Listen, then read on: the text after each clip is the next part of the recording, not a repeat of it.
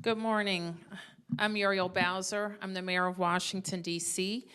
We are located today in the Marion Barry building, and I am joined by our local law enforcement team as well as our federal partners to provide a briefing on the districts and federal partner preparation for the upcoming presidential inaugural activities in Washington, D.C.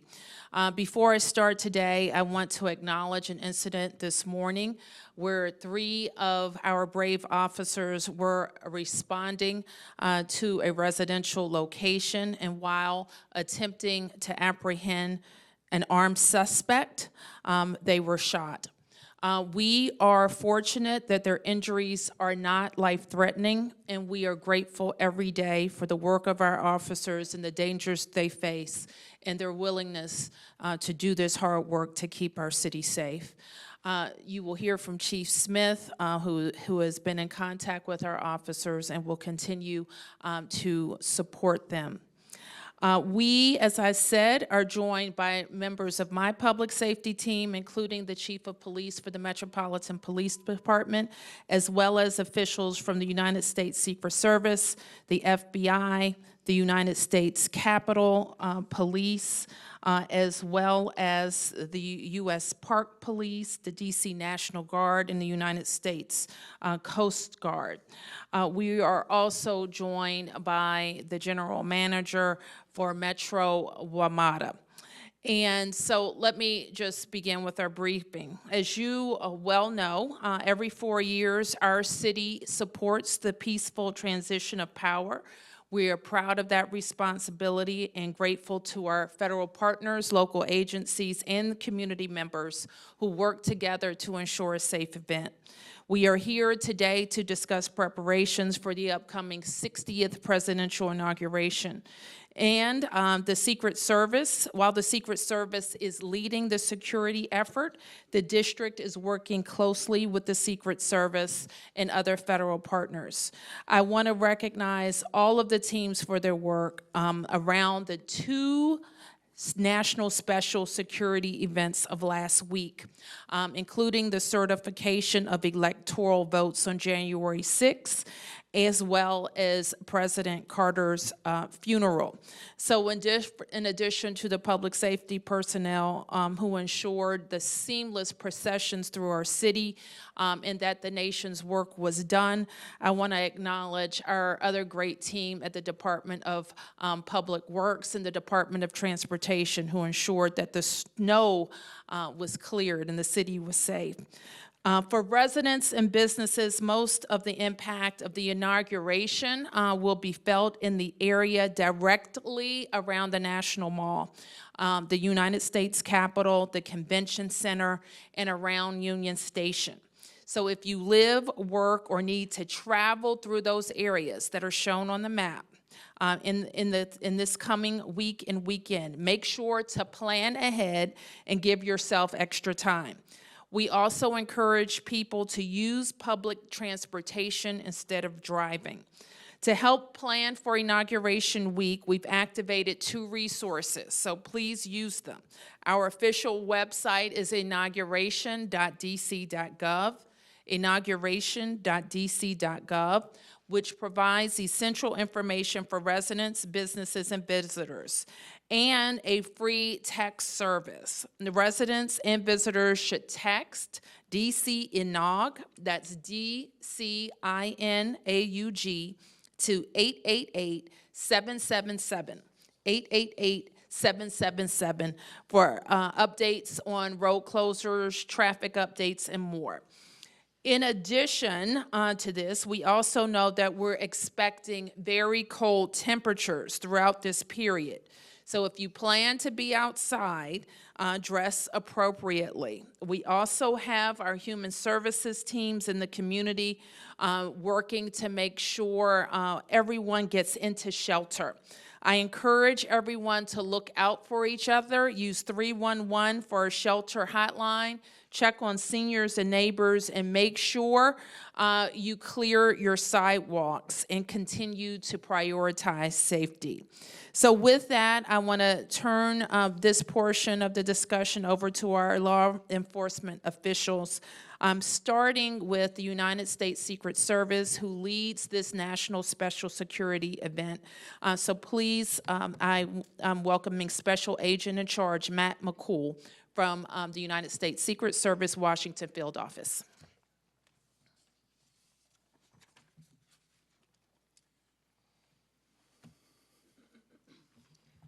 Thank you, Mayor Bowser, for your introduction. I want to start by offering our thoughts and prayers to the MPD officers who were injured this morning. I'd like to thank Chief Manger in the Capitol Police, Assistant Director in Charge David Sundberg in the FBI Field Office, Chief Smith in the Metropolitan Police Department, WMATA's General Manager and CEO Randy Clark in the Metro Transit Police, Chief Taylor in the U.S. Park Police, Major General Andoni in the D.C. National Guard, United States Army Major General Breeding Camp in the Joint Task Force National Capital Region, and all of our outstanding partners in the NCR. Lastly, I want to thank the men and women of the Secret Service's Washington Field Office who have been relentless in their mission to protect our democracy. Many in this group were together just 10 days ago to discuss the operational security plans for the 2025 counting and certification of electoral votes and the state funeral of former President Carter. These events showcase the teamwork and partnership public safety personnel in the National Capital Region. A week from today, this collaboration will again be on display at the 60th inaugural ceremonies. The upcoming inauguration, which will take place on Monday, January 20th at the Capitol, is the third leg of our Triple Crown. The Department of Homeland Security has pre-designated presidential inaugurations as national special security events. Both the election certification and funeral ceremonies were given this same NSSE designation. This designation allows the federal government, along with our state and local partners, to use all available resources to implement a comprehensive security plan. The Secret Service authors this security plan and coordinates assets with many of the public safety partners in this room and beyond. The majority of NSSEs are held in and around Washington, D.C., meaning everyone here knows what needs to happen. Regular training, constant communication, and the frequency of these events puts us in a position to succeed. The Joint Congressional Committee and inaugural ceremonies organize the upcoming inauguration, which thousands of special guests will attend. These include President Biden, Vice President Harris, several former presidents, Supreme Court justices, and lawmakers from the House and Senate. Hundreds of thousands of attendees will also be on hand to watch the peaceful transfer of power on the Capitol grounds. The public is also invited to view the inauguration from the nearby National Mall. Chief Manger will provide additional information on safety precautions underway at the Capitol. All attendees will undergo screening. Designated checkpoints will be set up for members of the public interested in attending the inauguration. A map of the perimeter showing the locations of all checkpoints will be available online at www.inauguration.dc.gov. The website will also provide information about parking, road closures, and other impacts. The Federal Aviation Administration will announce temporary flight restrictions in and around Washington, D.C. The U.S. Coast Guard will communicate any maritime restrictions, which will also be linked to the inauguration website. Additional fencing and concrete barriers will supplement the fencing already around the Capitol for the election certification and President Carter's funeral. More than 30 miles of anti-scale fence will be used for the inauguration, more than any other NSSE ever before. The Secret Service's comprehensive security plan will continue to use drones as part of our protective posture. Do not be alarmed if you see these assets during the inauguration or in training in the days ahead. The Secret Service will bring agents and other specialists from field offices across the country to provide a full slate of visible and invisible security measures. We work side by side with our partners throughout the process as everyone plays an equal part in safeguarding this event. As evidence of this cooperation, consider the more than 1,500 annual protective visits the Secret Service Washington Field Office conducts with our MPD partners. It is also worth recognizing the historic nature of 3 NSSEs over 14 days. This busy period further coincided with several notable winter weather events. This demonstrates that the resolve of the Secret Service and our partners has never been stronger. Once again, I want to thank everyone here and those in the region for their patience. This all-star team is working to keep everyone safe while minimizing disruptions to the public as much as possible. And now it is my pleasure to introduce Chief Manger of the United States Capitol Police.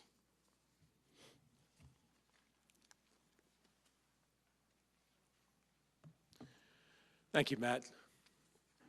With the inauguration coming up next Monday, many of the security enhancements that went up around the Capitol for January 6th and for President Carter lying in state have remained in effect. And as you heard from Special Agent McCool, the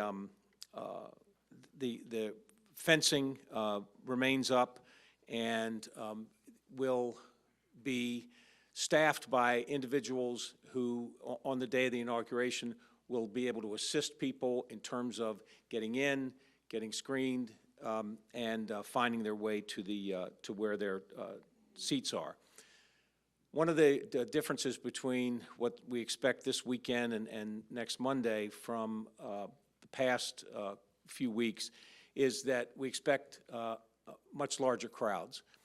There are going to be nearly 250,000 ticketed guests attending the inauguration. In addition to that, there will be folks that are showing up to participate in a number of demonstrations that will be in the downtown area. We have on Saturday the People's March. It will be at the Lincoln Memorial, and they expect there may be 10,000 to 15,000 people at that event. On the day of the inauguration, there will also be demonstrations going on. A group called We Fight Back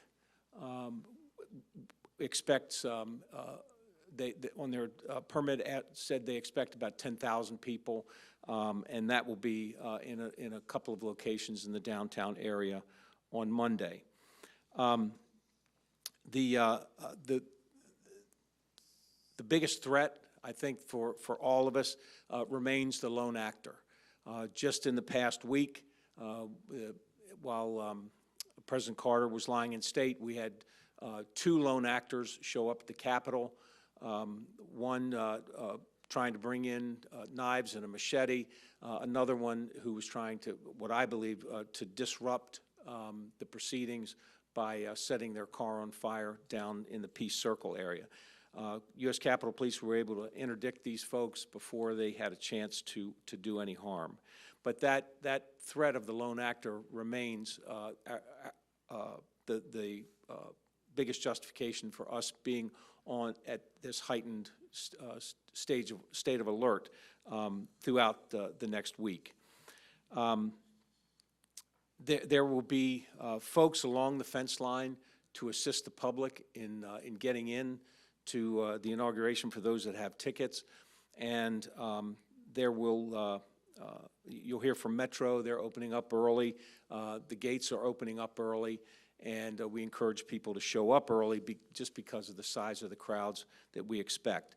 And I'll close by saying that while we have around 250,000 ticketed guests for the inauguration, there are ticket scams that are ongoing, and people should be aware of the fact that there are these scams going on. So before anybody buys a ticket, make sure that you're getting a ticket from a reliable source, which at this point is mostly a member of Congress or someone who is in a position to be able to have the legitimate tickets. Thank you, Chief. With that, I would like to call Agent Sundberg from the FBI.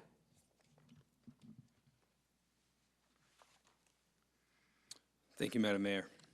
Good morning. I'm Dave Sundberg, Assistant Director in charge of the FBI's Washington Field Office, and I appreciate this opportunity to be here today to discuss the FBI's partnership with both federal and local agencies to prepare for the 60th presidential inauguration. For this event, the FBI has lead federal law enforcement responsibility for crisis management, counterterrorism, and intelligence analysis. For the inauguration, the FBI will operate 2 command posts, one at the Washington Field Office and one at FBI headquarters.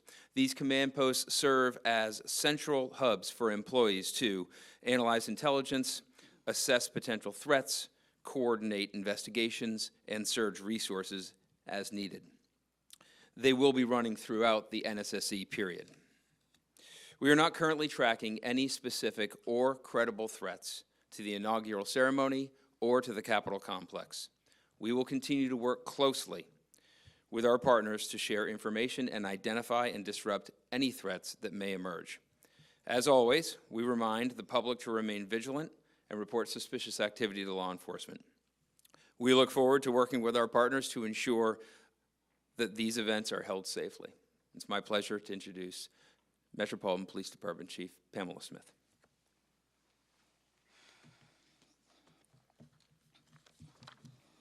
Good morning, and thank you, Director Sundberg. I'm Chief Pamela A. Smith, Chief of Police for the Metropolitan Police Department here in Washington, D.C. Allow me to begin by just sharing just a few comments about the tragic incident that occurred this morning with our 3 officers. I'm happy to say that they are doing okay. It's such an unfortunate incident when officers are responding to a particular location based on a call, and this kind of incident ensues. Thank you to those agencies and department heads who have reached out. Continue to keep our officers in prayer as they journey to their space of good health. To talk a little bit about the National Special Security event with the 2025 presidential inauguration, what I will say is that there are no law enforcement agencies that are more unified than those trusted with securing the presidential inauguration. And I would like to thank everyone who's here today that have supported this city for their collaboration. Our message today is very direct. We're prepared.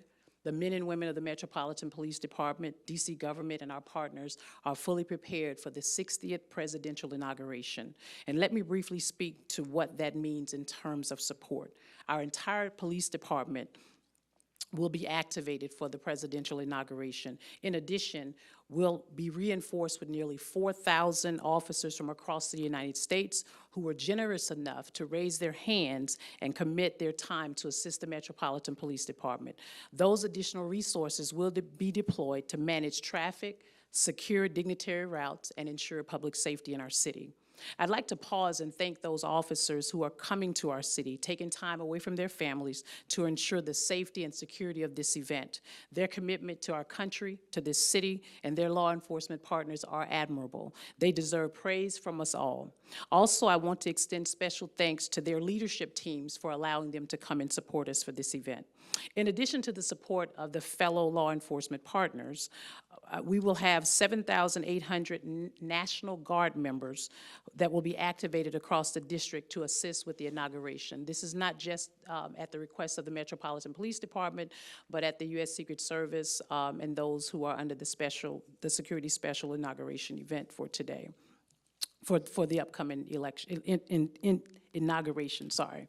While we're focusing on the presidential inauguration, I want our residents and businesses to know that we remain fully committed to delivering comprehensive police services across all 7 of the city's districts during this period. We know we'll be able to rise to the challenge because we've done it before. No city handles large-scale events better than the District of Columbia.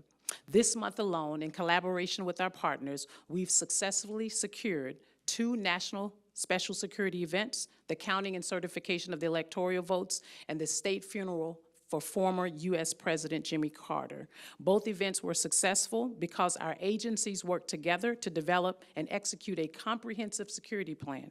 The 60th presidential inauguration is no different. Our inaugural planning committee has spent the past year working with federal and local partners to ensure the proper measures are in place.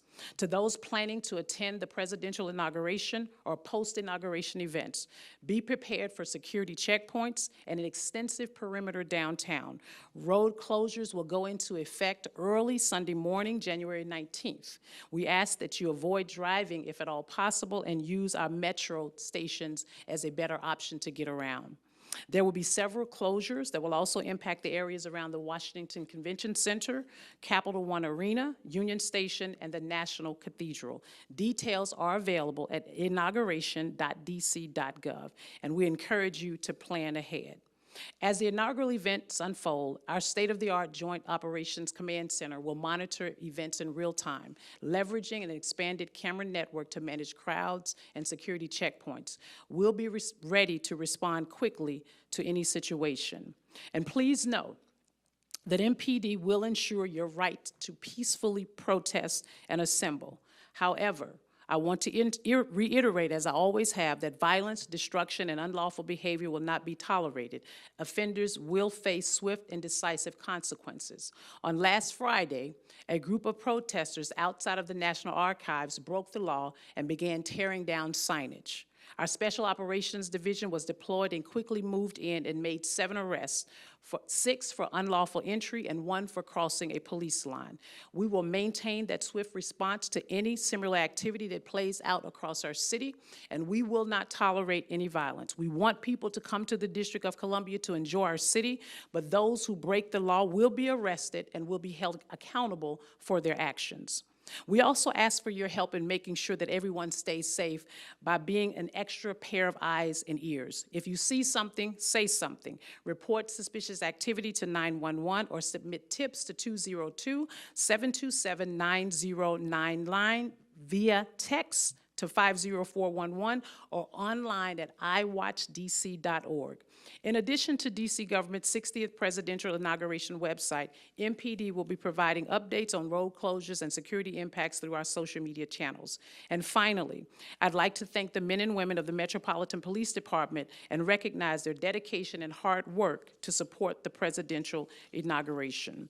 Thank you for your cooperation, and thank you in advance for your patience. Together, we will ensure a safe and successful presidential inauguration. Now, I'll turn it over to Metro General Manager Randy Clark to discuss impacts on the Metro system. Hi, good morning, everyone. As the chief said, I'm Randy Clark, the WMATA General Manager. I want to thank the mayor for having us here today with all of our partners. Obviously, a very successful week with 2 national security events, and as the mayor and I were discussing earlier, a pretty significant weather event, and I think these partnerships demonstrate everyone working together got us through that, and we look forward to doing that again for the upcoming inauguration. I'm going to take a moment and go through generally some pretty significant service impacts, because I think that's going to be the most impactful for people visiting the inauguration and local residents. But just highlighting, you know, this is again not Metro's first inauguration, just like all the agencies up here. Our Transit Police Department is led by Chief Anzalo. This will actually be his 10th inauguration, working both for DC, MPD, and now us. We feel very confident with the measures we put in place, a lot of preparedness.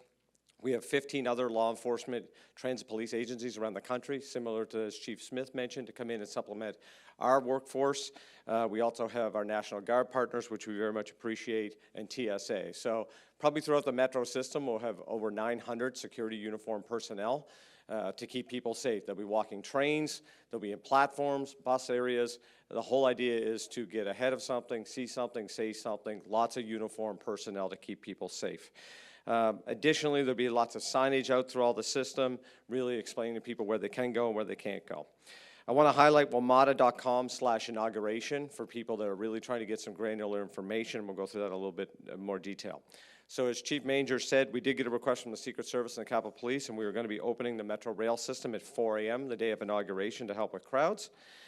We will have increased service throughout the day as well. On the red line, we expect 4-minute frequency all day long, 8 minutes on all the other lines, and the yellow line we're going to extend to Greenbelt, so we can really connect Virginia, Maryland, and DC all together on those lines. There are some significant station closures, though, at the request of Secret Service as well. McPherson Square Station, Federal Triangle, and Smithsonian, those are on the blue, orange, and silver lines. They will all be closed. The green, yellow lines, we're going to have Mount Vernon Square and Archive stations closed. Now, we are going to run service through those stations. That just means people will not be able to enter or exit those stations. We will be running trains through those stations.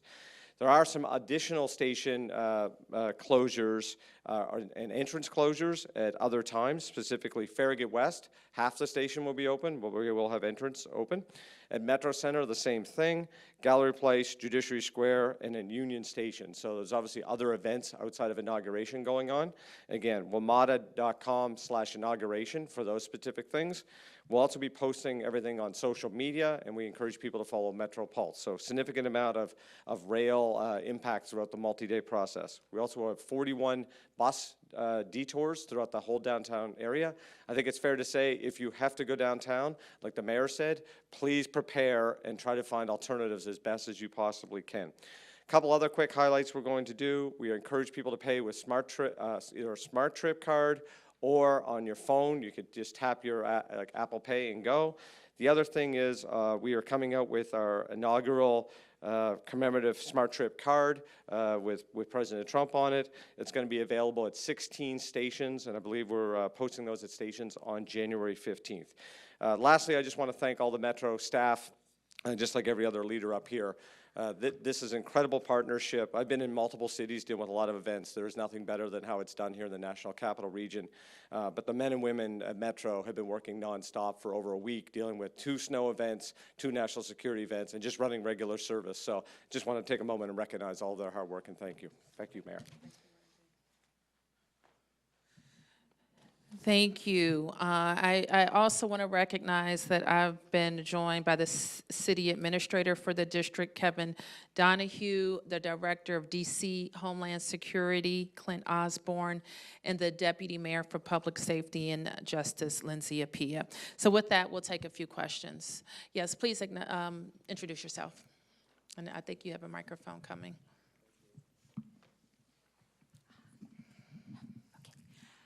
Thank you. My name is Sonia Schott with Diario Las Américas. I would like to know what is different this year in comparison to last year's in the light of the recent events, security events happening in New Orleans and also recently during one of the rallies of President-elect Trump.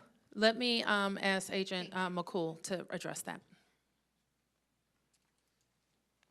So I would say what's different is we are in a higher threat environment. Yeah. Yep, given the events. In comparison to last year's, what is the difference in comparison to the last inauguration or previous inauguration? Last inauguration. Yeah.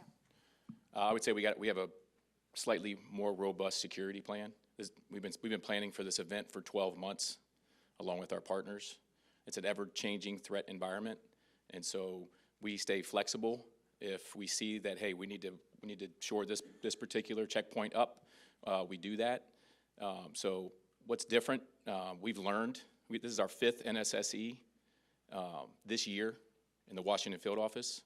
We've done 83 NSSEs. Each one we take a look at, and if there's areas where we need to improve, we do it. But what I can tell you is that we are 100% confident in the plan that we have put in place for this inauguration, that the public and our protectees will be safe. And can you give a number of people who are going to be put in place in order to law enforcement agents also? So there'll be approximately 25,000 law enforcement and military personnel on site to secure the event. Yes. Thank you very much. Gabriella Border with Reuters. Do you have an estimate on how many people are going to be coming into town between Saturday's demonstration and Monday's inauguration? And do you have any idea how many residents are going to be leaving town during that period?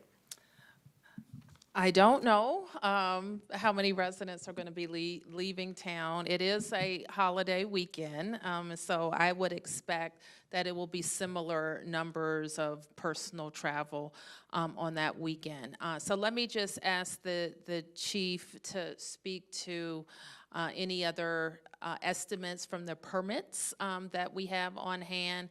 And Chief Manger spoke to a number that he's aware of ticketed event totals. But beyond that, we don't get in the business of estimating how many people.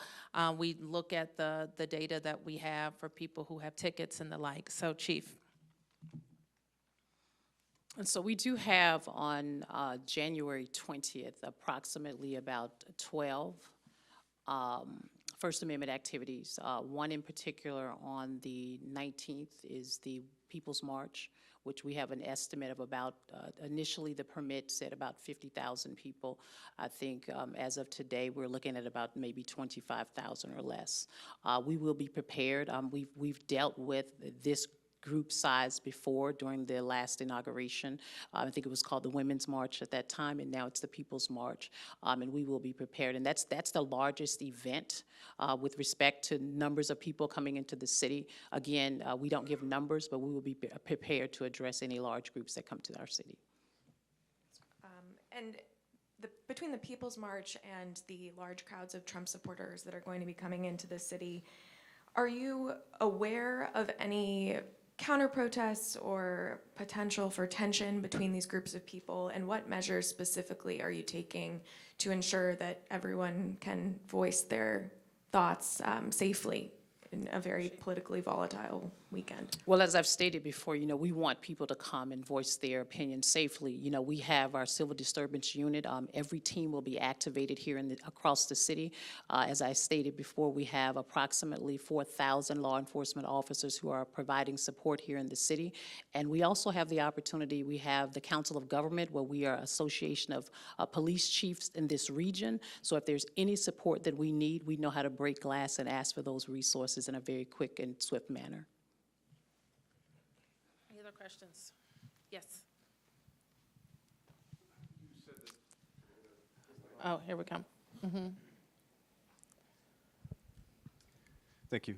Nathan Worcester, Epic Times. You mentioned that there was no specific or credible threats, and you mentioned, Chief Major, that there was more of a concern with a potential lone actor. Are there any indications that there could be groups similar to the ones who showed up at the DNC this summer and refused to disperse, leading to dozens of arrests?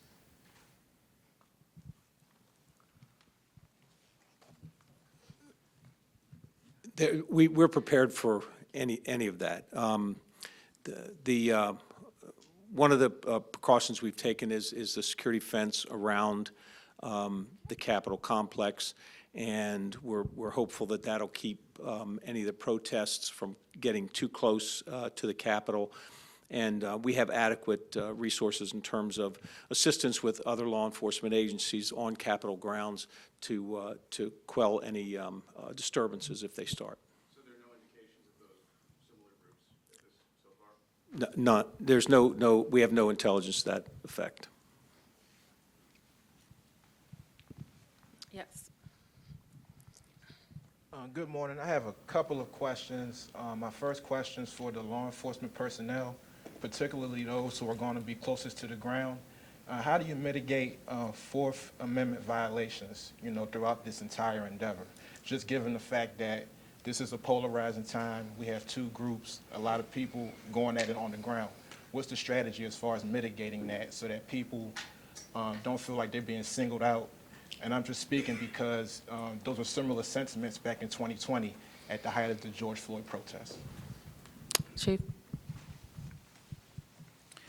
Well, Sam, thank you for the question. I think right now, we're in two different time periods with respect was what was happening around the George Floyd time period and where we are today with respect to Fourth Amendment and with respect to how we engage with the community.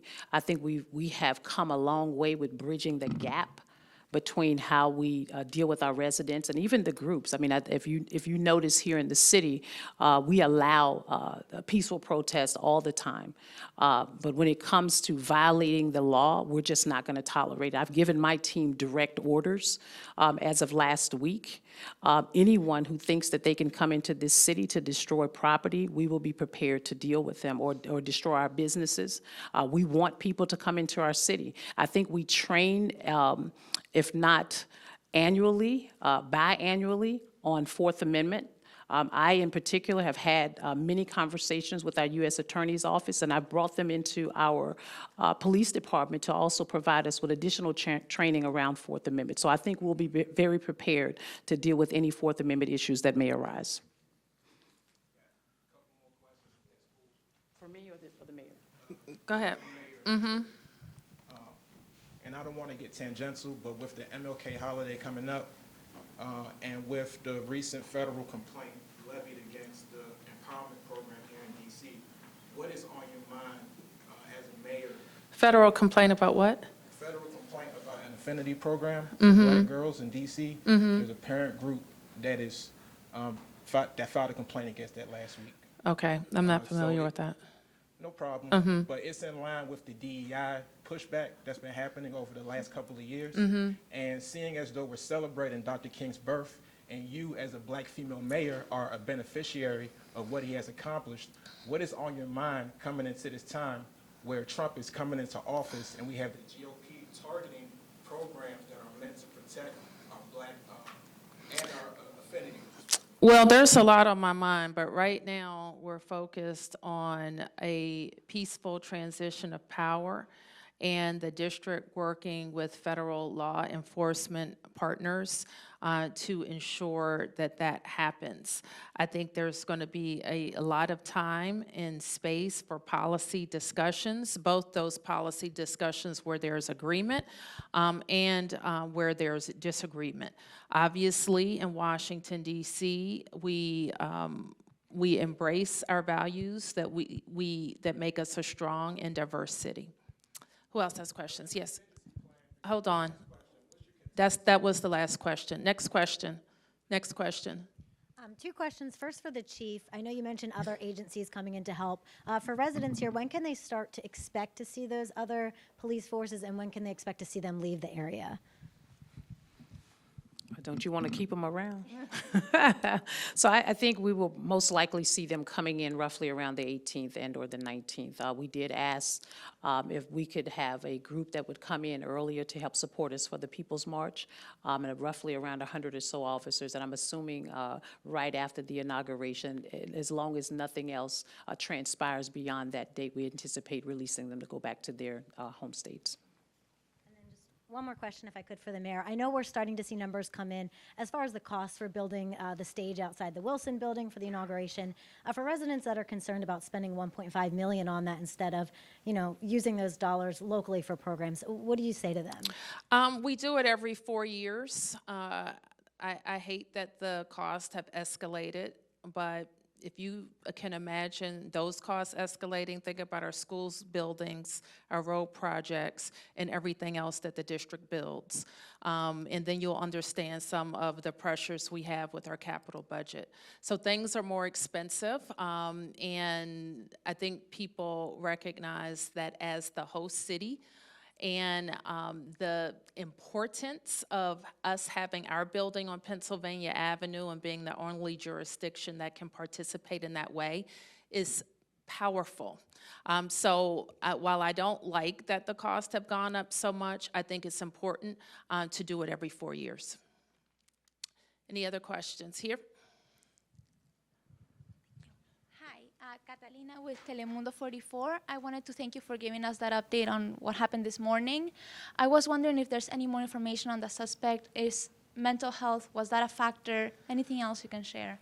I only know anecdotally that it would appear that the resident did have some mental health issues. I hesitate to say that because that's not, I didn't get my medical degree yesterday, but we are concerned that that was a problem. Yes. Chief Smith. There you I are. got the- Okay, I just didn't know where you were. Chief Smith, you say that your department is prepared, but I want to note that just a little while ago, the FOP, Greg Pemberton, has put out a press release in which he notes that the size of the force is its lowest in 50 years, that you're using excessive overtime, which is leading to exhaustion and mental exhaustion and physical exhaustion by these officers. And he says, quote, "It has reduced the effectiveness of the force." And I wonder if you have a comment on that. Well, I think that one thing that I will say is that we are low in numbers, and I don't think that's any different from a lot of the other partners that are here today. What I will say is that our officers are resilient. I will also state that over the last 2 years, or 2.5 years, to be honest, our officers have been engaged in a mental health and wellness program that we have here at the Metropolitan Police Department. My predecessor stood that up prior to my arrival as the Chief Equity Officer. And we will do everything we can to ensure that our officers get the appropriate arrest. I'm an advocate for making sure that mental health and wellness is on the forefront of my mind as well as the forefront of the officers. And we will continue to support our officers to ensure that they are healthy and that they get the appropriate rest they need with respect to providing support for our city. The size of the force is I mean, 4 years ago, you probably would have had 3,700 to 3,800 officers 4 years Correct. ago. You're down below 3,200. How much of a stress is that on your department? I think I mean, when you think about it, I mean, it's certainly a stress without having the particular numbers that we're looking to obtain. But I also know that we've been leveraging that with technology, right? We do recognize that our officers can't be at all places at all times, which is why we have expanded our CCTV coverage across the city, and we've stood up the Real-Time Crime Center to help support with the eyes and ears across our city. So this would be a good time to mention to all the young people looking at how you can serve your country. MPD is hiring, as is, I think, every agency here. So law enforcement is a great career. So think about serving your nation's capital in some way. Did you get a question? Okay, yep. Hey, Ellie Silverman with the Washington Post. Thanks for taking so many questions. I had a clarifying question. I think this would be for Special Agent McCool, but when you mentioned the 25,000 law enforcement and military personnel, did that include the numbers that Chief Smith shared about MPD's full activation, the additional 4,000 officers, or even the Capitol Police officers, or is it in addition? That number is all encompassing. Got So it it. includes everything they mentioned. Thank you. Yep. Mayor Josh Chapin here at 7 News. Sorry if I walked in late and you guys talked about this already, but I think there's certainly a little bit of buzz in the city about what happened on the football field last night. So if you care to comment on that, but that tied into the RFK stadium stuff. I'm just curious, shovels in the ground, you know, there was some reporting we did yesterday saying that we're going to see some more construction equipment over there. Yes. So I think kind of a twofold Commanders RFK question is what I'm asking. Yes, go Commanders, beat the Lions. Let me just say that. And I just want to congratulate the organization and all the long-suffering fans who are feeling really good this morning. And to win this playoff game, I think I saw it reported that Jaden Daniels was 5 years old. The last time the the Commanders won a playoff game. So it's a great day. And it is true that the city, through Events DC, will begin demolishing the current stadium. It has been long planned and discussed and permitted. It's going to be a selective demolition, which means it won't be a big implosion. It's going to happen over the course of many, many months, and you'll begin to see construction equipment and materials there. All right. Yes. Hi, Rebecca with 7 News. I guess this would be a question for Secret Service and for potentially Capitol Police. If you can paint a picture for folks either new to the area or are unfamiliar with NSSEs, layman's terms, what can they expect visually and as well as invisibly? Are we talking State of the Union level security? If you can paint a picture for us. So we don't discuss all our means and methods, but I can discuss what they will see. So they will see lots of anti-scale fence. They will see tactical teams. They'll see CDU units. They'll see officers and agents on rooftops. They'll see checkpoints. They'll see road closures and barriers and concrete. That's what they can plan to see. Answer your question? Anybody else? Yes. On topic. contingency plan, well, on the topic of this relationship between local and federal, what is your contingency plan if, by any chance, with Trump coming into office once again, that home rule is, close to being eviscerated, that things are under threat? What's your contingency plan when the discussions go nowhere and when the person who you hope is cooperative is not being cooperative? Well, I think this is, we always are planning for how the district responds to our legal authority and our right to self-determination. So that doesn't ever change.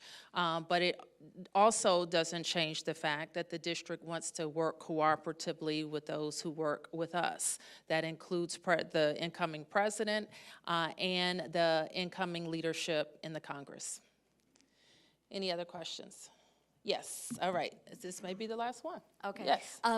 Kind of going off of the viewing stand, do you know at this point how many people are set to be in the viewing stand outside of the Wilson Building? Is it a full house? Is it? It will be. We will occupy all the seats. And in addition to that viewing stand, we also support the Presidential Inaugural Committee with building the viewing stand across from the White House and the media stand. I think, does anybody know the number of seats? I want to say it's probably like 50 or something like that. It may be more, 50 to 60, I don't know. And then I will invite guests and the council will invite guests. But to clarify, the 1.5 million is for just the I Wilson think so. stand, right? I think so. Okay, thank you. So you all can write all about it, the 1.5 million, that's what it cost. And so here's the question for the people. Do you not want to be represented on Pennsylvania Avenue during the most watched event of the political season? You could say no. I'm not going to say no as mayor.